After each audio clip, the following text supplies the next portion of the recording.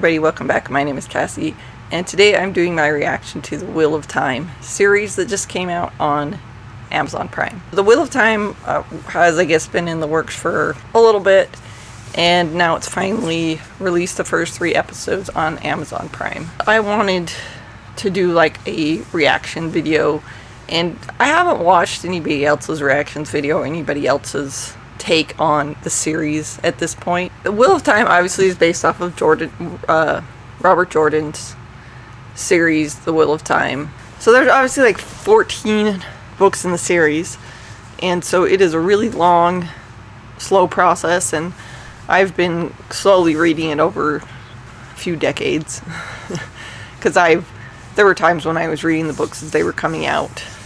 I read the first one in the 90s, so yeah, I've kind of been following it the whole time almost, with little breaks here and there.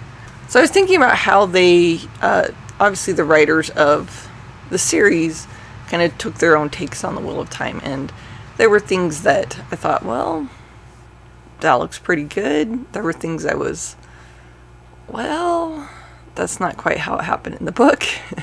And I think that any fan of this series is going to find things that they do and do not like about the series. It does not follow the book completely. There were certainly times I saw that they combined things because it was more convenient, and that makes a lot of sense because the book has a lot of stuff in it, a lot of stuff going on. And so there were scenes in the show like where Rand and Mat are at the inn where they meet the Dark Friend. I'm gonna presume that you guys have seen the show when I'm doing this review, so it will have spoilers in it. I could see where that had come from, a lot of different experiences they had in the series. And obviously I see that they made some creative suggestions with the series, trying to decide if they're the ones that I'm okay with and not. It would have been cool if they had been able to put in the prologue. I mean, other than just Moiraine kind of describing what happened, you know, because it was pretty intense in the book where the original Dragon Reborn destroys the world. Because that's what he does. He destroys things. So I really, as a fan, I was hoping for that part, and it wasn't there. And it's okay. It's not like it was like, oh, well, it's horrible because of that. In fact, I actually did enjoy the series. Yeah, I've been picking it apart and saying like, well, that didn't happen in the book. That didn't happen in they changed how that happened. And then I thought, well, overall, did they stay true to what the story was trying to do? Probably one of the biggest things, like when you read Robert Jordan stuff, like, you are inside the character's head. Like, you know what they're thinking, you know why they're doing the things that they're doing. And there is long, drawn out paragraphs and paragraphs about what a character is thinking in any specific moment. And in a book, that's fine. In a book, that's great. Like, you get really invested in your characters. And so I guess they had to have a way to make that a visual representation of how we saw the characters in the book. So Rand, obviously you see like he loves Egwene, and he is his purpose for now is to keep her safe, and that is like his full mindset that he has got to follow her and keep her safe because he loves and cares about her so deeply. I think a little bit more in the book you get that he shares that a lot, not just with Egwene but also with his friends, kind of this fierce like, I have to protect my friends, I have to make sure that they make it to wherever we need to make it, we need to make sure my family's safe. Yeah, he kind of felt like he didn't have much of a choice about leaving, but he did.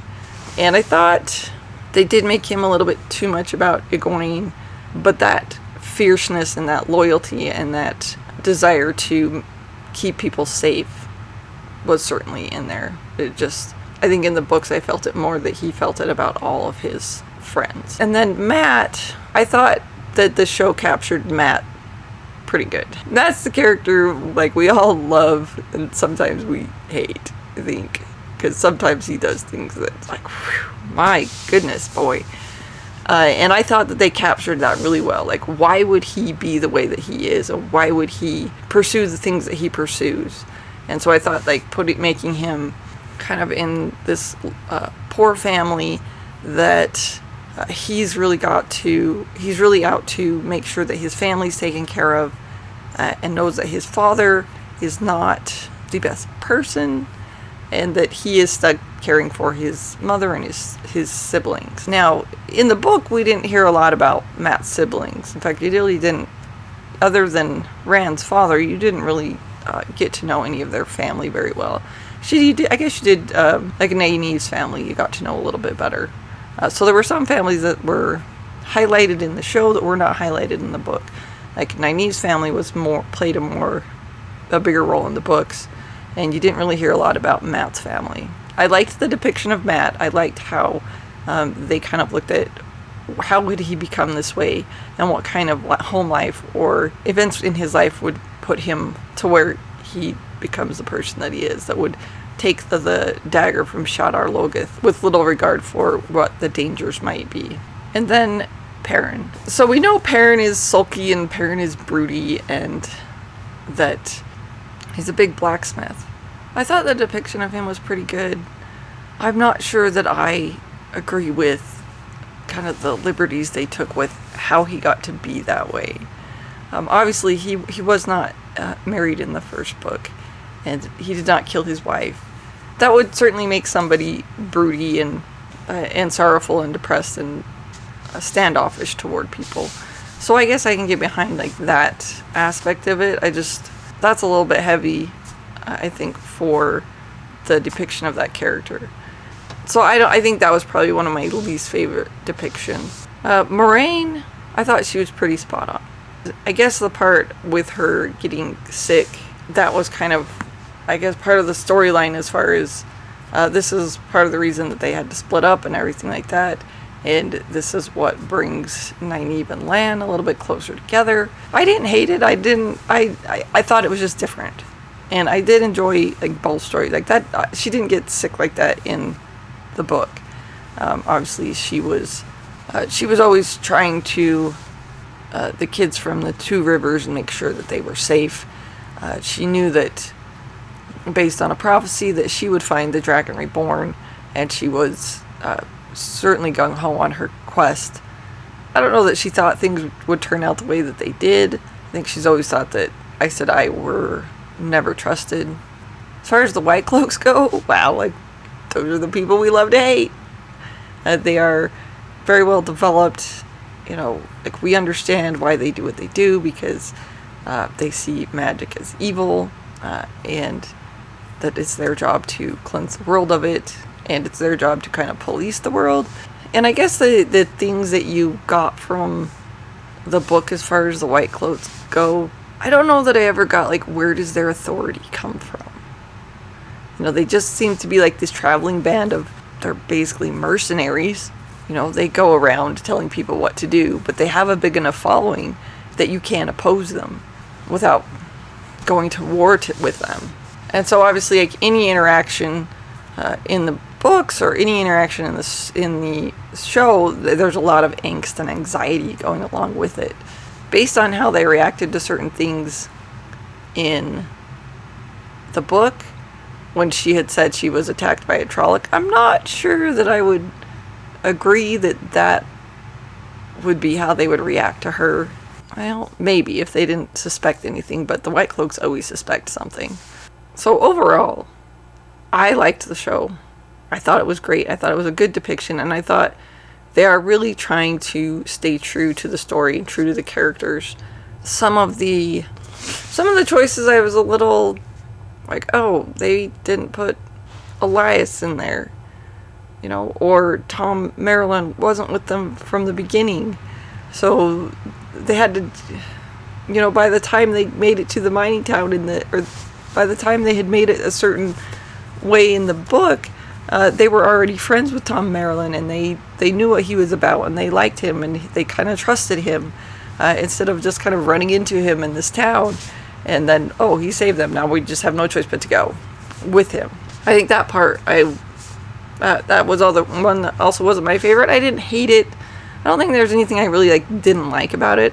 There were just some choices like, well, that's not how it happened in the book, and was it better in the book? And I thought having Tom Merrilin with them from the beginning was a little bit better in the book. I thought I loved all of the scenery and how they're doing, like trying to build the world and everything, and it's the way that it looks, and it's like, oh, some things of course were the way that were ways that I imagined them. Obviously not entirely, because our imagination's a lot different than what we see in reality. But there were certain things I was like, yeah, that's probably what I would have thought about, or close to what I was imagining with the Wheel of Time.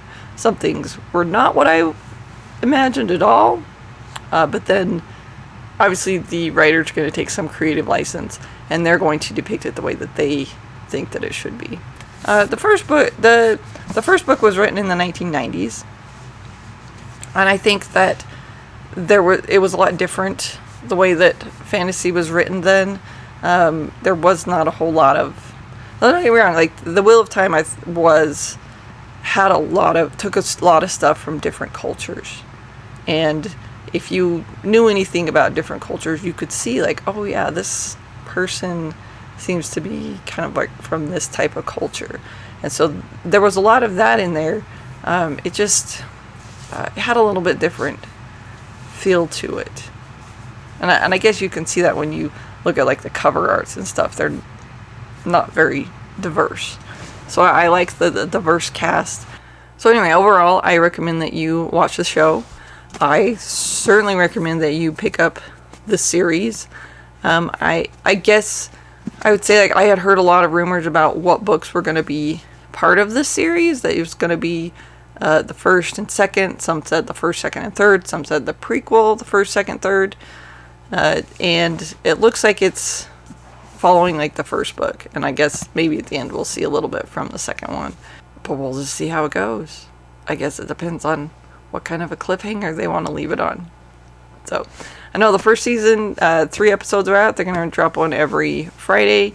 And I am going to do, I think, a reaction video to each of them. I think that they've done a great job so far. And it's definitely the story of the Wheel of Time on, well, not the big screen, but the TV screen. So, if you like this video, please like and subscribe. We'll see you in the next one. Thanks, bye.